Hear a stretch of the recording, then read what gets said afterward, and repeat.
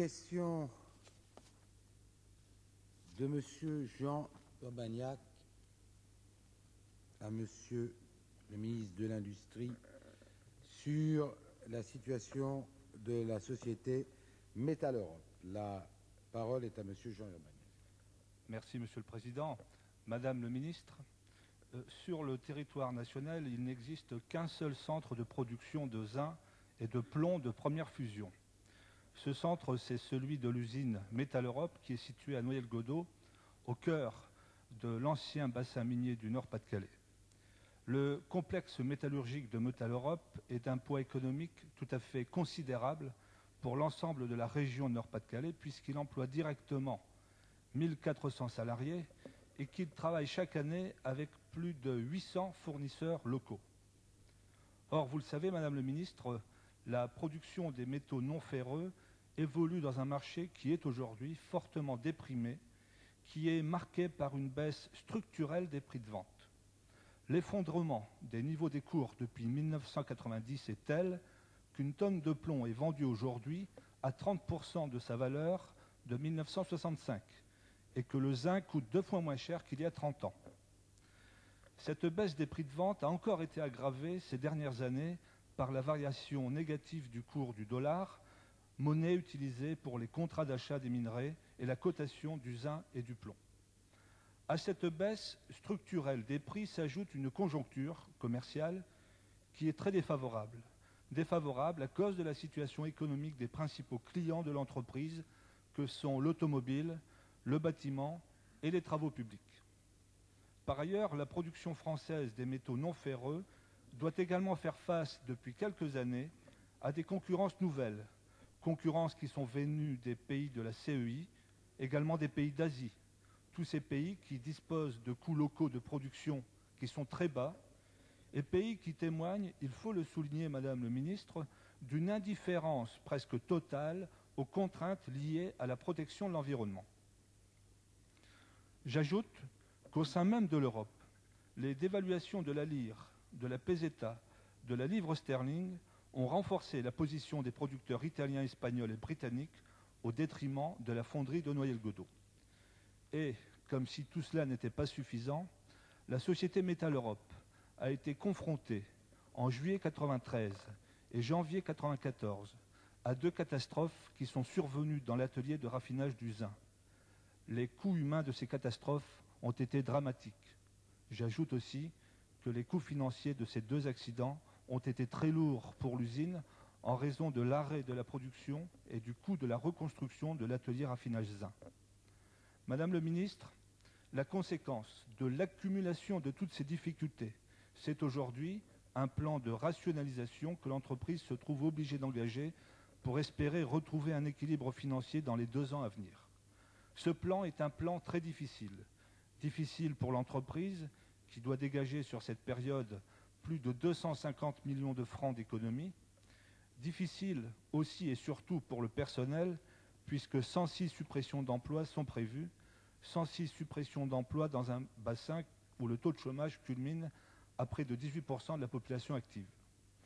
Madame le Ministre, devant cette situation, j'ai 2 souhaits à vous adresser.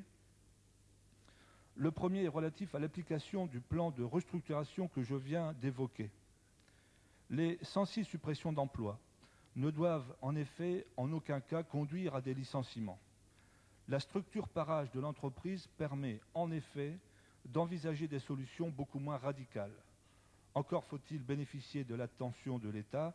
Je vous demande donc de bien vouloir sensibiliser Monsieur le Préfet du Pas-de-Calais à l'importance de sa mission dans ce contexte. Mon deuxième souhait, Madame le Ministre, s'inscrit davantage dans le moyen terme. En effet, vous l'avez compris, il est vital pour l'ancien bassin minier du Pas-de-Calais que l'entreprise Métal Europe puisse pérenniser ses activités. Aussi, je vous demande de bien vouloir me faire connaître quelles sont les initiatives que le gouvernement compte prendre pour sauvegarder l'industrie française du zinc et du plomb, ainsi bien entendu que les emplois qui y sont affectés, notamment ceux de l'usine Métal Europe. La parole est à Madame le secrétaire d'État au commerce extérieur. Merci, Monsieur le Président. Mesdames et Messieurs les députés, Monsieur le député, Je tiens tout d'abord à excuser mon collègue Yves Galland, ministre de l'Industrie, qui préside en ce moment le comité de l'énergie atomique et qui m'a chargé de vous transmettre sa réponse. Les difficultés rencontrées par la société Métal Europe Nord sont malheureusement bien réelles.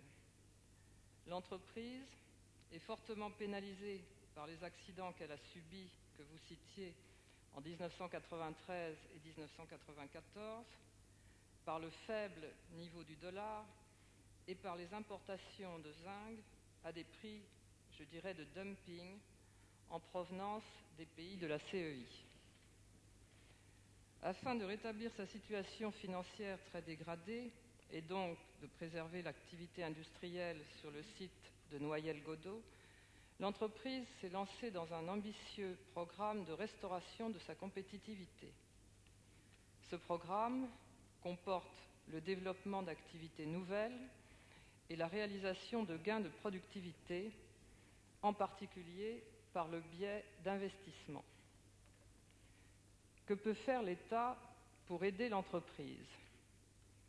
Comme vous le soulignez, cette entreprise représente un enjeu important en termes d'emploi et d'activité, tant au niveau local qu'au niveau national. Ainsi, l'État jouera pleinement son rôle afin d'accompagner tous les efforts de la maison mère de cette entreprise, le groupe Métal Europe Preussag, afin de sortir Métal Europe Nord de cette situation de crise et assurer durablement son avenir. Le préfet du Pas-de-Calais est déjà mobilisé pour veiller à ce que le nombre de licenciements résultant des 606 suppressions d'emplois prévues sur le site de Noyelles-Godault soit minimal, si possible nul. En second lieu, il appartient aux autorités françaises d'assister le groupe dans ses démarches auprès de la Commission européenne afin de mettre en œuvre les instruments destinés à lutter contre les importations à ces prix dumping. À la suite de l'augmentation très importante des importations de métal de l'ex-URSS et de Pologne dans la communauté depuis 1991, elles sont en effet passées de 26 000 tonnes en 1991 à 135 000 tonnes en 1994, les producteurs communautaires ont réagi en déposant une plainte anti-dumping le 10 juin 1994 auprès de la Commission des communautés européennes. Le gouvernement français est intervenu à plusieurs reprises auprès de cette commission pour demander l'ouverture d'une procédure du fait de la réticence affichée par la Commission sur ce dossier. Ces efforts de persuasion, relayés par d'autres États membres concernés comme la Belgique, l'Allemagne et l'Espagne, ont finalement abouti en juin dernier. Ainsi, une procédure anti-dumping communautaire a été engagée contre les importations de zinc brut originaires de Pologne, de la Fédération de Russie, d'Ukraine, d'Ouzbékistan et du Kazakhstan. Selon les informations dont dispose le ministre de l'Industrie, les enquêtes de vérification sont en cours et devraient déboucher sur des propositions de mesures soumises aux États membres au printemps 1996, afin d'être adoptées, dans le meilleur des cas, pendant l'été 1996. Je vous remercie, Monsieur le député. Monsieur Jean-Urbaniak. Oui, Madame le ministre, je vous remercie pour votre réponse.